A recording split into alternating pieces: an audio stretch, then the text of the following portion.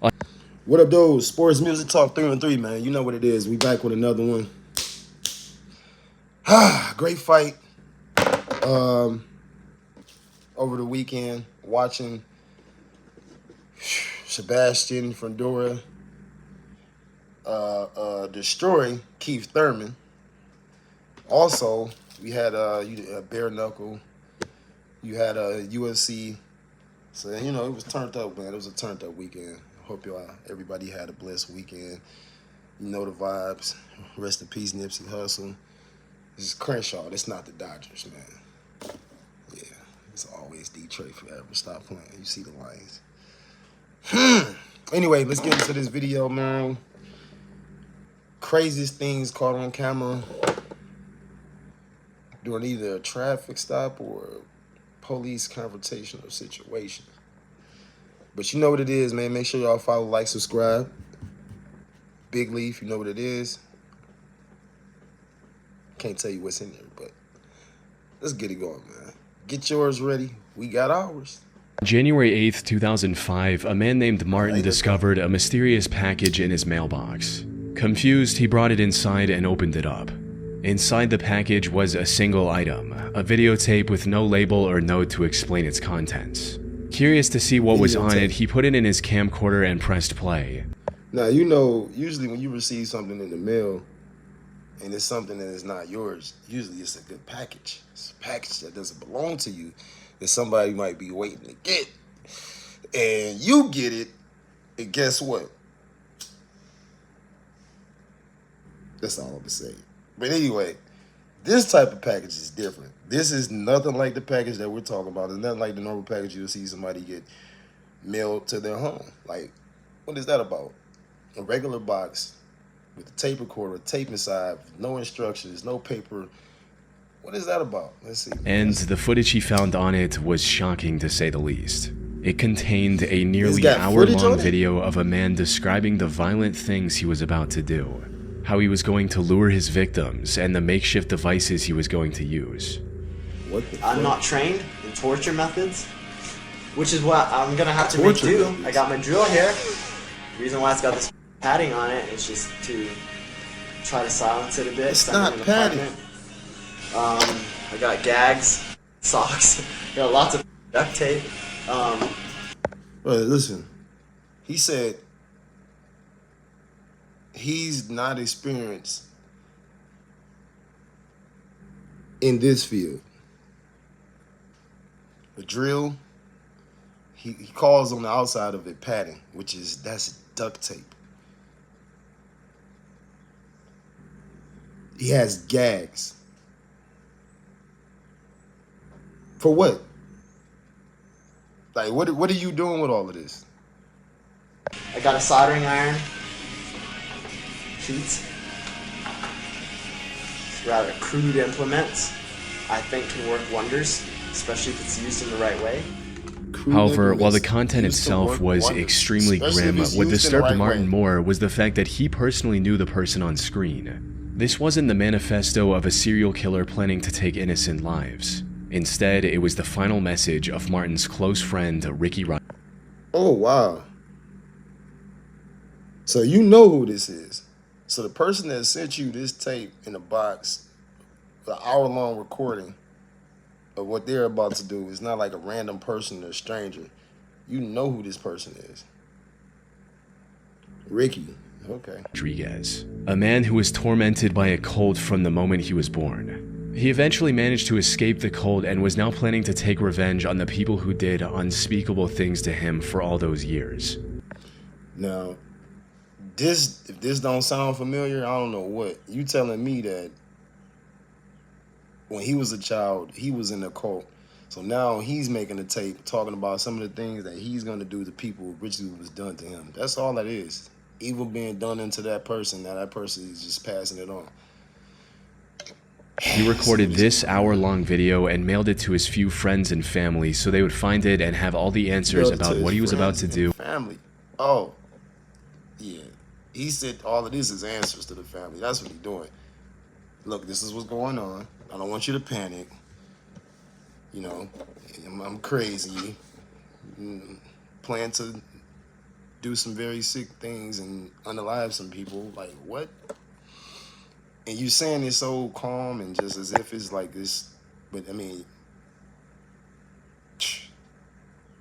speaking of a person that's, you know, abused, that's where it's coming from. It's coming from a person that's abused. So it's, and why. remember that. I'm Take heed of that. Pay attention to that. This video, well, for many reasons, I guess. See? Exactly. I suppose the main reason is that I want there to be some record of the way I feel, my ideas. Is he? Just who I was, What are you really. trying to see? Is he loading? Ricky's story Sound like began 30 years earlier on January 25, loading 1975, the when he was magazine born for a as the second. first child of Karen Alva Zerby. Karen was a member of a cult called the Children of God, which used Christian language to lure in young, impressionable minds. See, that's where it started. His mother was a part of a cult. That's where it started. His mother was a part of the cult. It's passed down. Like, look at that. Often Come on, now. teenagers, and molded them to its sick and perverse ideals. 2 where you years got your after praise Ricky's from. birth, he was adopted by the cult's leader, David Burke, who presented himself as the Chosen One. David changed the cult's name to The Family and declared Ricky to be a religious herald, granting him a special position in the organization. However, while he was treated like royalty by the other members on the surface, behind closed doors, Ricky was the victim of vile acts no child should ever have to endure. David not only encouraged these acts, but went as far as to write a whole book about everything he and his followers did to Ricky, called The Story of DeVito. This abuse continued for many years, but as Ricky got older, he became aware of David's lies and manipulation. Then, in 1999, he finally managed to escape the cult with his girlfriend Alexia Manuel by faking a visit to the cult's compound in Mexico and fleeing to the US instead. Reintegration into society after 24 years in an isolated cult was anything but simple, but Ricky somehow managed to pull through and secure a job as an electrician. He also married Alexia and later moved to Tucson, Arizona due to his work. Unfortunately, no matter how hard he tried to move forward, the nightmare he escaped continued to haunt him. David had passed away in 1994, and the cult was now under the supervision of Karen Zerby, Ricky's mother. And while the cult had managed to escape legal repercussions by mainly operating overseas, Ricky knew that there were still countless children suffering the same fate as him. So, in January of 2005, he decided enough was enough and took matters into his own hands. Which brings us back to the video he recorded and then mailed to a handful of close friends and his wife. In it, Wow. So his whole life just flashed before your eyes that fast. Just sitting here, just listening. Like, that's just crazy. Like, man, I hope y'all glued in. I hope y'all got y'all blunt, joint, doink, grab a joint. Man, he mentioned pay his attention. ultimate goal, which was to bring down the cult all on his own. Beyond that, a part of this was also about getting revenge for everything that was done to him. There's this need that I have. This need, it's not a want, it's a need, and I wish it wasn't, but it is. It's a need for revenge. You hear It's the a music he need playing in the for background? justice. Because I can't He's go on focused. like this. He want to go and get In them. this video, he also laid out his plan for Hey, you heard it? Yeah, he. accomplishing this goal. He'd apparently gotten in contact with his previous nanny, Angela Smith, who was among the group that tormented him during his time in the cult. He was going to invite her over for dinner at his apartment in Tucson and make her tell everything she knew about the other members' whereabouts by any means necessary. And that's exactly what he did. On January 8th, after mailing copies of his recording, he invited Angela into his home and proceeded with the plan. It's unclear what information he managed to extract from her before taking her life. He then Dope. Why did I feel like, wow. I thought he was going to get her to join his team. I thought they was going to like join forces. There's going to be like the Bonnie or Clyde of like taking down a cult and like it becoming a man.